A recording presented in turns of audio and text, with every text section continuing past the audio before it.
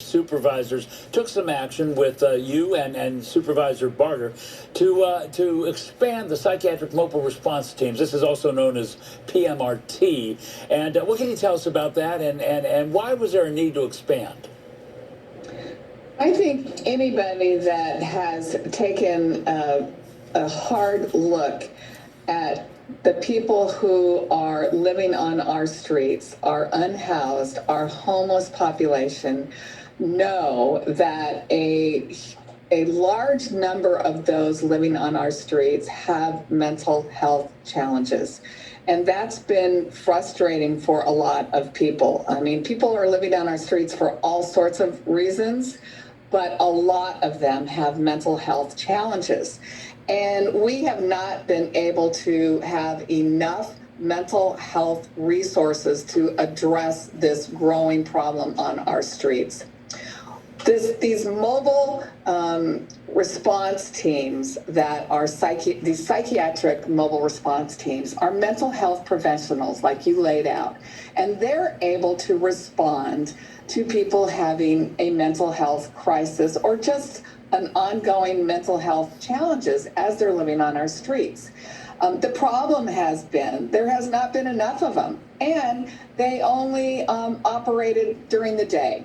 And they didn't operate 7 days a week. And we know that many of us have witnessed people in our own neighborhoods, we can tell, need mental health professional help. And we didn't know who to call. And what we're trying to do is to provide responses to these people that are not law enforcement. We don't necessarily want sheriffs going out there with their guns drawn, responding to someone who just needs, psychiatric help. So it was my idea, along with Supervisor Barger, that we put more resources into these psychiatric mobile response teams. So soon they will be operating 7 days a week, 24 hours a day, because mental health challenges don't just stop at the end of the day or don't appear on the weekends. That's when people have a lot of crises and they need help.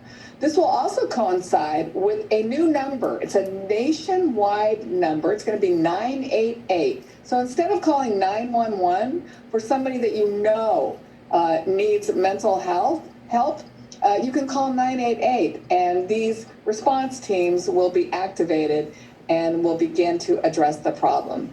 And I think it's going to make a big difference, particularly for people who want to do something. They see people on their streets. They see the same person, maybe, sleeping on the bench, and they know that it's not just because they can't pay their rent or just because they got evicted. They know they have serious mental health issues, but they don't know who to call, so they call the sheriff. And to be honest with you, Hal, we don't want these people arrested and put in our county jails, because what happens? Pretty soon we release them, they go back on the street, and they never got the help that they needed. So I think this will make a huge difference in really attacking that one group of people who just need a different kind of help than just a roof over their head. I have a few questions I need to get short answers. 988, when does that go into effect? I think that's going to go into effect in July. July of next year. Next year, okay. That's a significant thing. Also, some of these people, I know you can apply a 72-hour hold where needed, correct? Correct. Okay. But what if that's not enough? What if you need to do more? What can you do? Well, I think that's why these psychiatric mobile response teams are going to be very valuable, because they will help. And if law enforcement is involved, they will help make the initial assessment on this person to see if they are a danger to themselves or others. Then they can have a hold. But more importantly, we will be able to direct them to get the real help that they need. And now we have more mental health urgent care programs in the county. So many of our hospitals actually have a mental health urgent care as opposed just to the ER.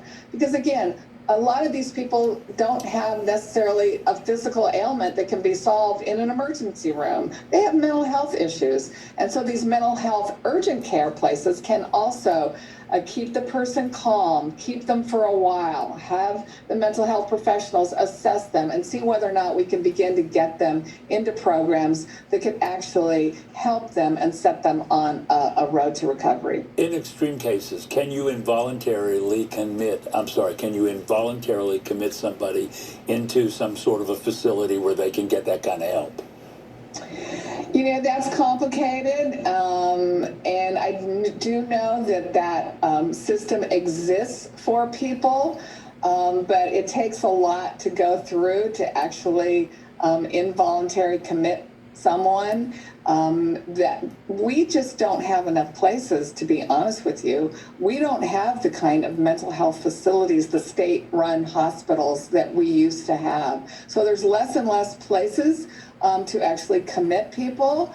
But this system will do the assessment to make sure that we connect these people with the kinds of doctors and mental health professionals that they're going to need to possibly, again, get on a better road to recovery in their own personal lives. Okay. Sounds like a significant effort going on there. Stand by, Supervisor.